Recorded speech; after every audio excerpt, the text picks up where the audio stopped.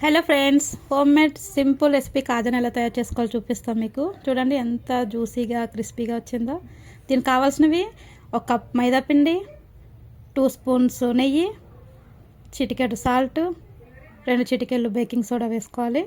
కొన్ని వాటర్ పోసి దాన్ని మెత్తగా పిసకాలి. చూడండి ఇట్లా ఎలా ఉండాలంటే అది చాలా మెత్తగా ఉండాలి. ఇలా అంటే నొక్కితే ఇట్లా అవ్వాలన్నమాట. సో తర్వాత దాన్ని పక్కన పెట్టేసుకున్నాక ఒక గిన్నెలో 1 కప్పు షుగరు, 1.5 కప్పు వాటర్ పోసుకోవాలి. దాన్ని పోసుకున్నాక బాగా మరిగించిన తర్వాత చూడండి ఇలా పట్టుకుంటే తీగ పాకంలా కాకుండా జస్ట్ ఇట్లా టచ్ అయ్యేటట్టు చేతికి అంటుకునేటట్టు చేసుకోవాలి. నెక్స్ట్ వచ్చేసి కలిపిన పిండి ఉంది కదా, ఆ పిండిని ఇలాగ చపాతీ పిండిలాగా రోల్ చేసుకున్న తర్వాత దానిపైన కొంచెం నెయ్యి అప్లై చేసుకోవాలి.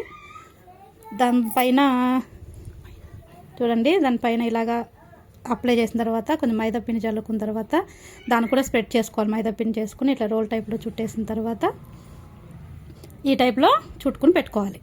పెట్టి దాని తర్వాత చాక్ తీసుకుని ఇట్లా షేప్స్ లాగా ఈ షేప్లో నేను చూపించిన విధంగా ఈ షేప్లో దాన్ని కట్ చేసుకుని చూడండి షేప్ ఇలా రావాలన్నమాట.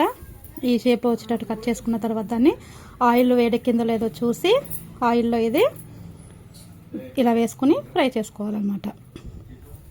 చూడండి ఇలా వేసుకొని 1 బై 1 ఇలా వేసుకొని అతుక్కోకుండా కరకరలాడే క్రిస్పీ విధంగా, అంటే కరకరలాడతాయి కదా ఆ విధంగా క్రిస్పీగా వచ్చినట్టు ఫ్రై చేసుకుని చూసారు కదా ఇలాగా ఒక గ్లాపులోకి తీసుకొని దాని తర్వాత ఇట్లా మనం వేడి చేసుకున్న జ్యూసీ ఉంది కదా ఆ జ్యూస్లోకి దాన్ని డైవర్ట్ చేసుకోవాలి.